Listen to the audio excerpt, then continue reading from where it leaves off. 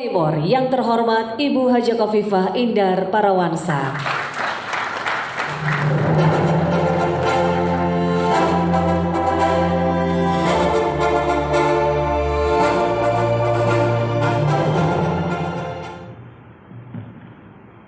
Assalamualaikum warahmatullahi wabarakatuh.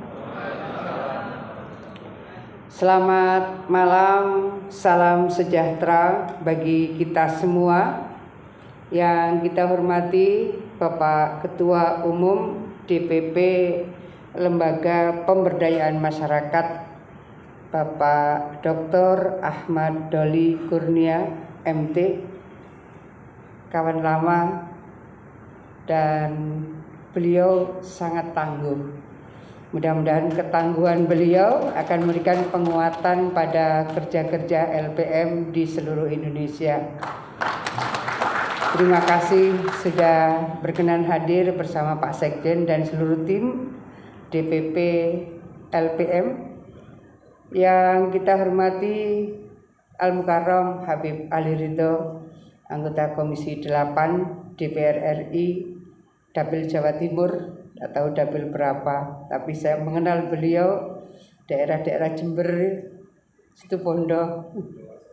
Bondowoso.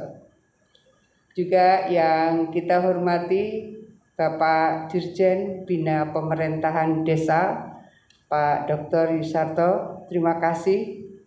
Yang kita hormati Pak Sekda Prop Jawa Timur, juga Pak Dikaryono, dan tentu selamat sukses untuk menjalankan tugas kepada yang terhormat Ketua DPD Lembaga Pemberdayaan Masyarakat Jawa Timur, Bapak Sahatua P. Simanjuntak, beserta Pak Sekretaris DPD LPM Jawa Timur, Pak Kodrat, khusus kepada Ibu Elizabeth. Katanya, karena beliau tadi doanya saja bahasa Arab, Allahumma yassir wala tu'assir. Luar biasa. Saya tidak tahu gurunya apa yang di sebelah beliau ini. Tapi begini Bu Elizabeth, ada pepatah bahasa Arab, Bara'atul azim al-mar'ah. Di balik suksesnya seorang laki-laki adalah perempuan di belakangnya.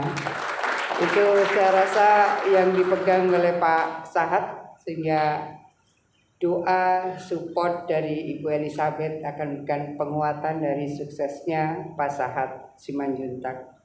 Kawan-kawan dari OPD Pemprov Jawa Timur, juga yang mewakili kabupaten kota se-Jawa Timur semua, terima kasih.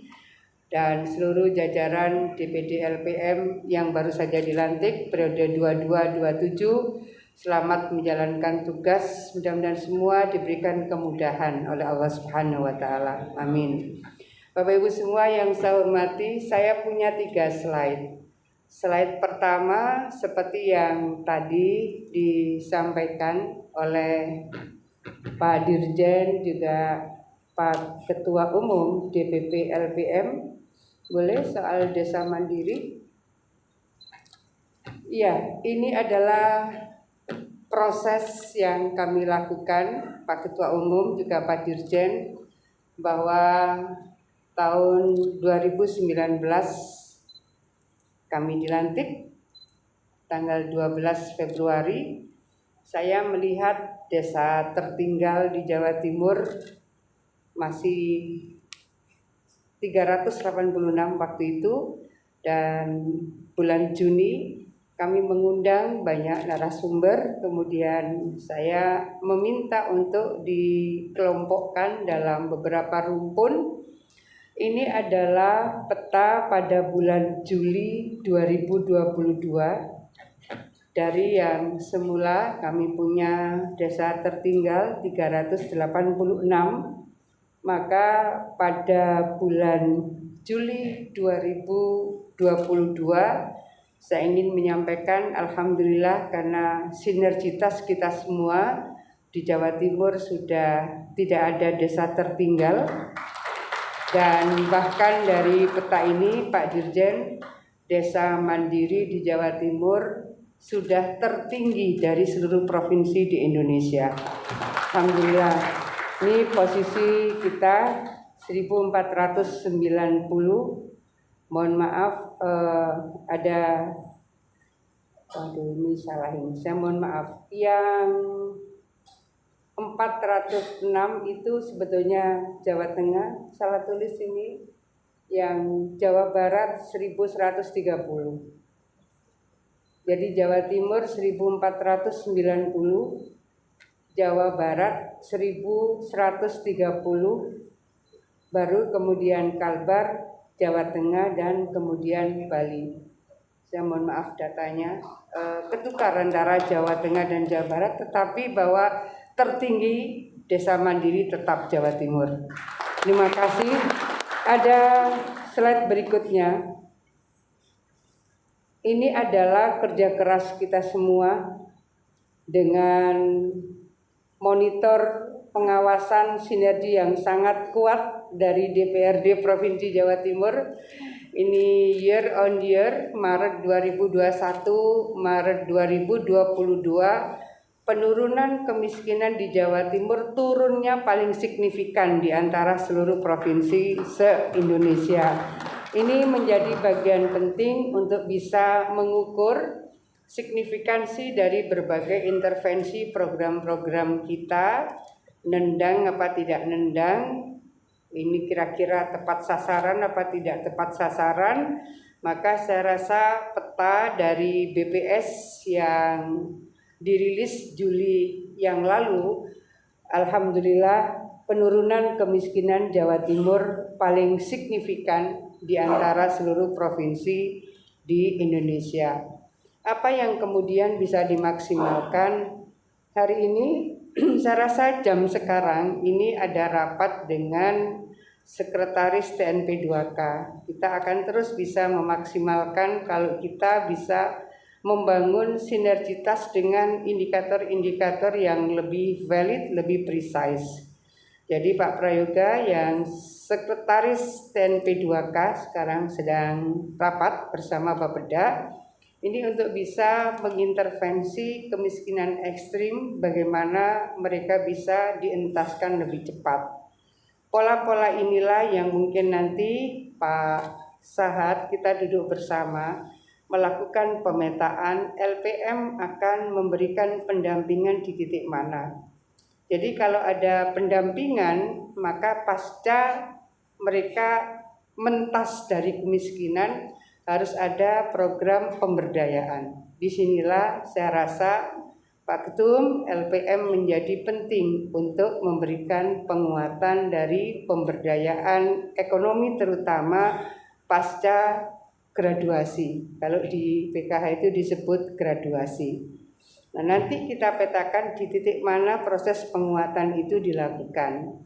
Kalau mentas dari miskin biasanya masih hampir miskin atau rentan miskin.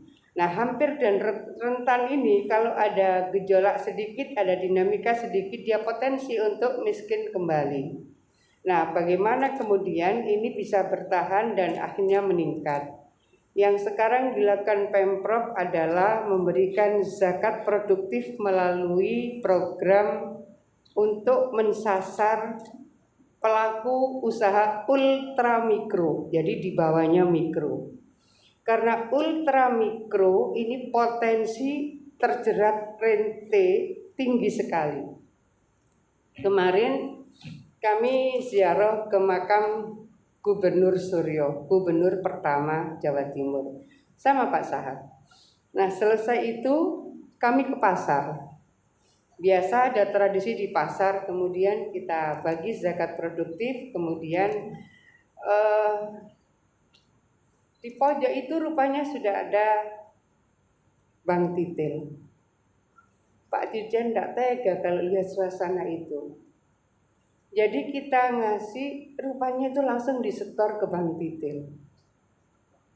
Ini fenomena di lapangan Bapak sekalian. Jadi kalau ultra mikro itu memang sangat rentan terhadap kemungkinan dia terjerat rente. Bayangkan kita kasih di sini, langsung di situ dia serahkan karena sudah ada Bank Titil yang nyanggung di Pasar Sayur 1 Magetan kemarin. Eh, Kalau ada 100 titik kami kunjungi dan 100 kami tanya, apakah kalau mereka kemudian kepepet, mereka pinjam ke rentenir di 100 titik, 100 titik pun bilang iya. 100 titik pun bilang banyak. Nah, program-program yang mungkin bisa kita sinergikan, karena ini nggak ada kaitan dengan APBD, Pak Dirjen. Jadi kalau zakat produktif itu ada 2 pintu, pintunya adalah Basnas dan BUMD. CSR BUMD itu menjadi zakat produktif. Jadi kalau misalnya pendampingan ini bisa dilakukan oleh LPM, atau mungkin LPM punya binaan di mana kita turun bersama nanti Pak Ketua, Pak Sahat, kita turun bersama, kemudian kita menyampaikan zakat produktif, tapi juga ada pendampingan.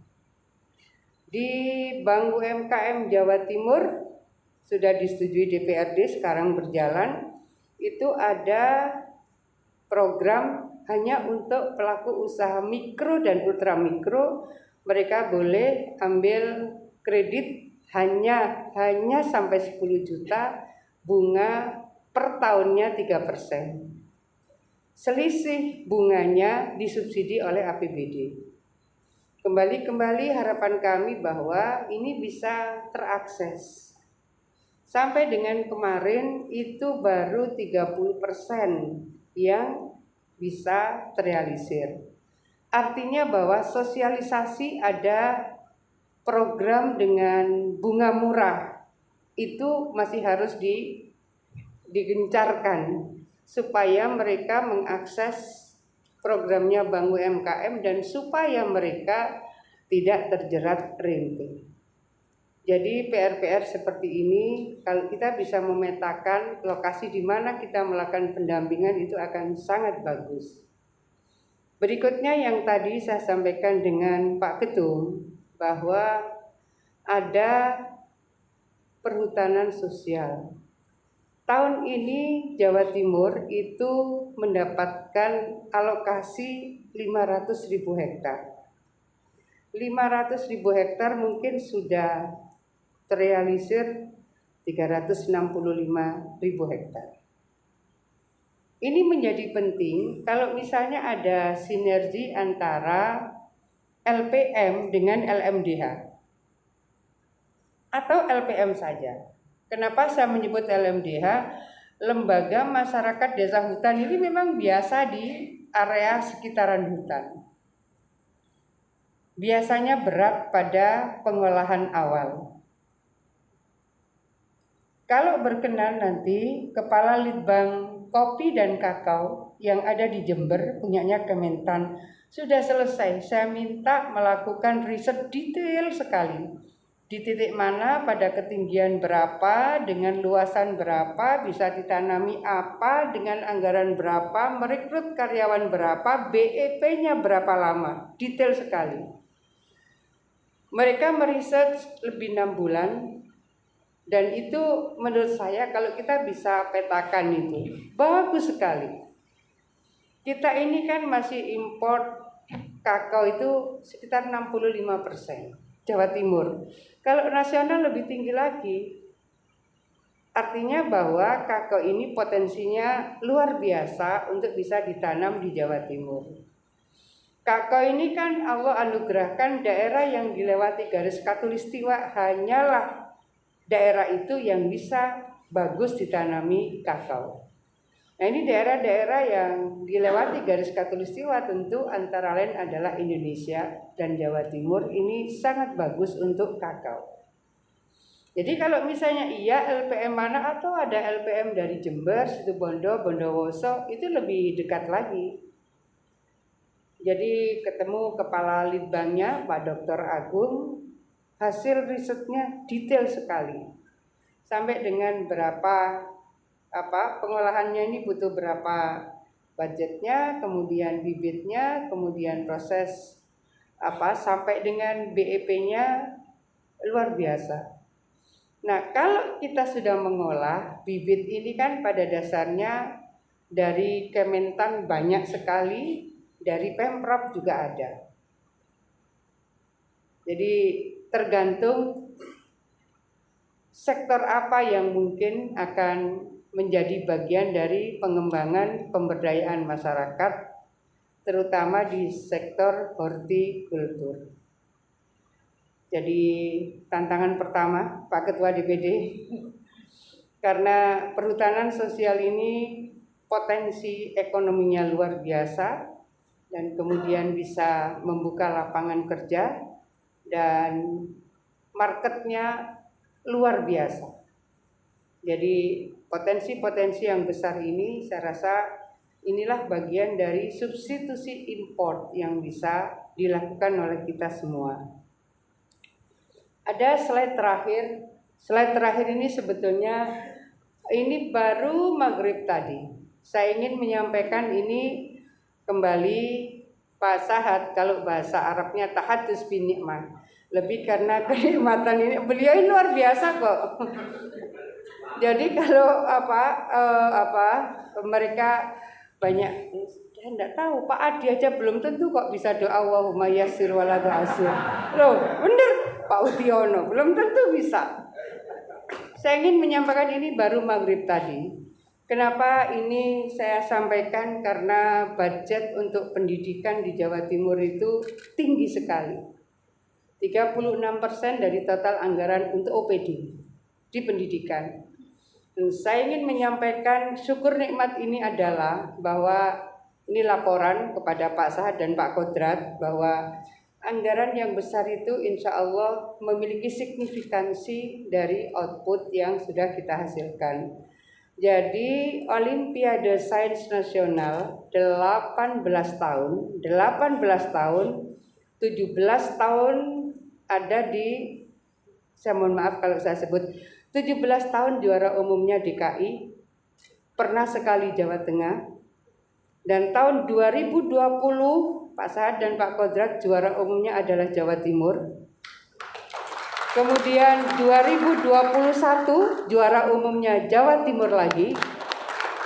Kemudian 2022 biasanya itu November tanggal 8 tanggal 9. Hari ini tadi sore sudah diumumkan juara umumnya alhamdulillah Jawa Timur lagi.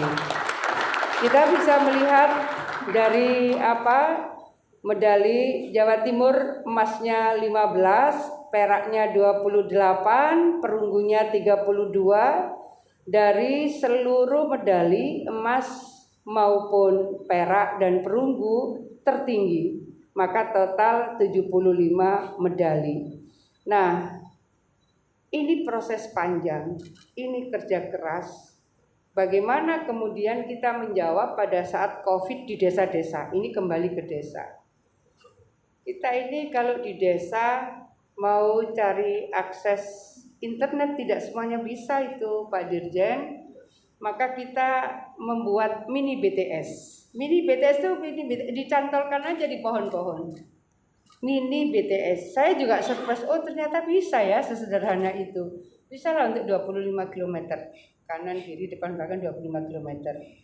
Bagaimana kemudian untuk pembelajaran kita menyiapkan ATM belajar mandiri. ATM belajar mandiri itu tidak hanya untuk murid tapi bisa untuk guru.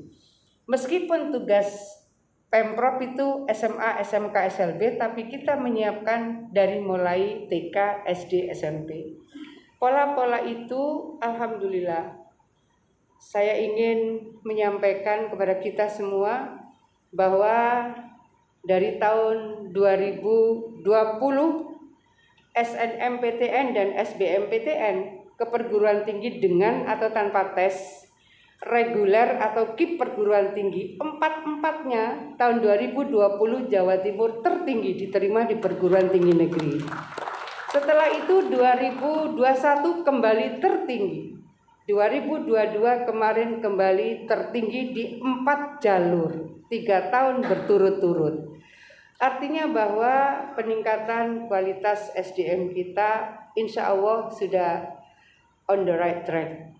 Tapi juga anggarannya lumayan. Inilah yang kadang di DPRD kenapa anggaran pendidikan itu cukup signifikan. Pertanian kurang, kehutanan kurang, yang adanya kita punya plafon APBD-nya seperti itu.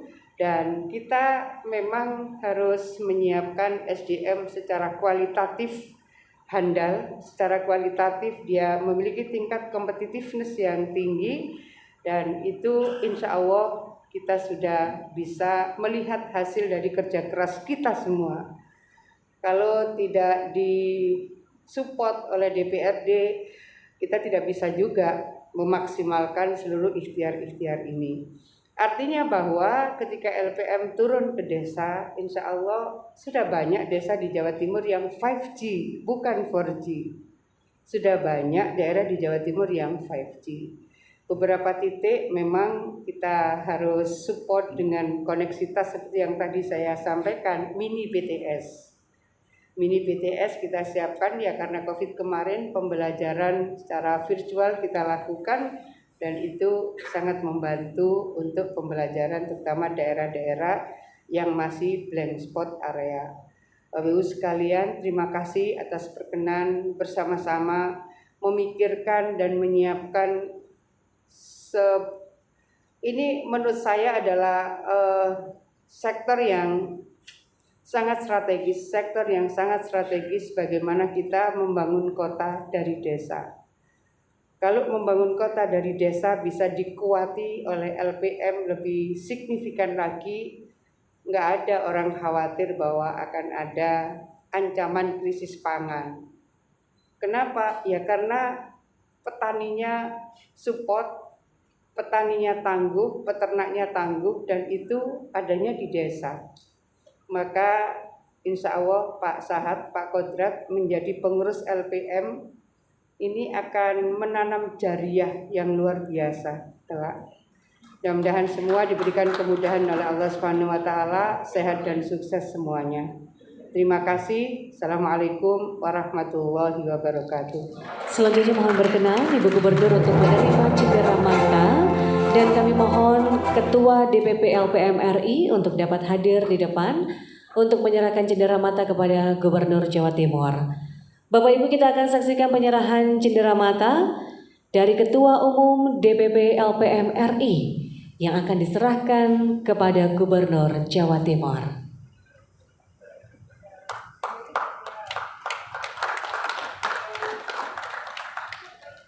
Dan selanjutnya berkenan pula Ibu Gubernur untuk dapat menyerahkan cenderamata kepada Ketua DPP LPM RI.